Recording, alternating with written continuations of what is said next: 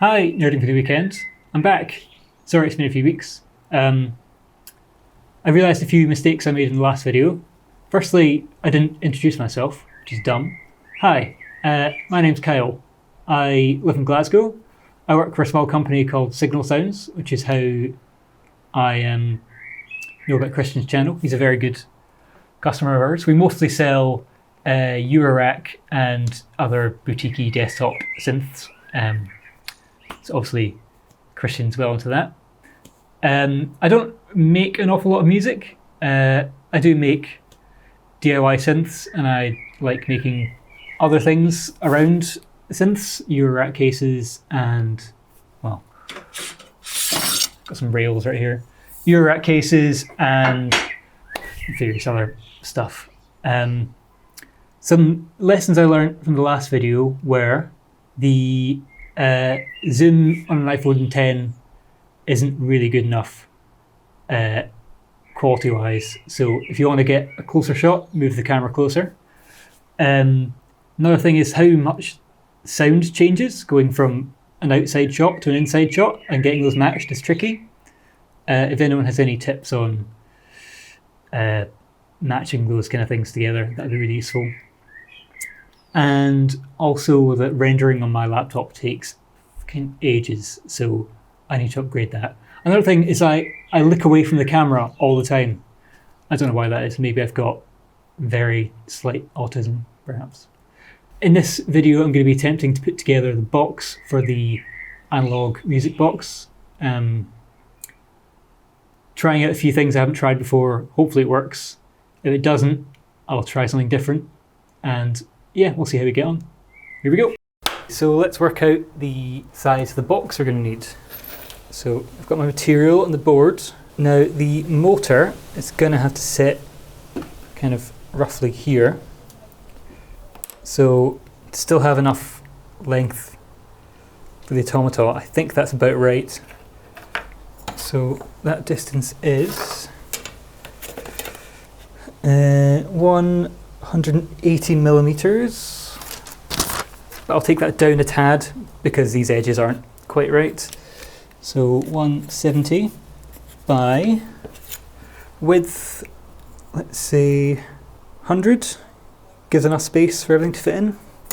And the height, I think, yeah, let's go for 100 again, so we get a nice square. 170 by 100 by 100. I'm going to work out the size of pieces I need. It's 4 sides of 170 by 100 and 2 sides of 100 by 100. Normally, when making a box, you would work out whether you're building to the outside dimensions or the inside dimensions, because obviously the material has a width. I'm going to try doing miter joints, which is a 45-degree joint. So each piece will look like that, and then, angle going across. I've also never tried this before, so that should be fun. Okay, so what I'm going to do now is move over to the table saw. I'll get material sized up.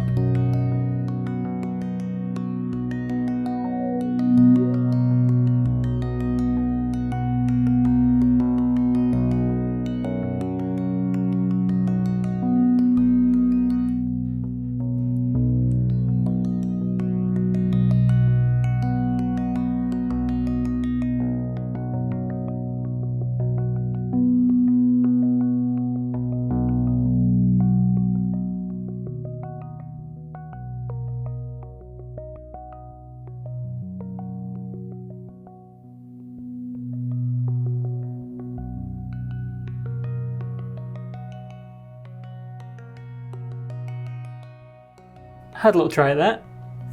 The angles on the table saw actually worked out okay.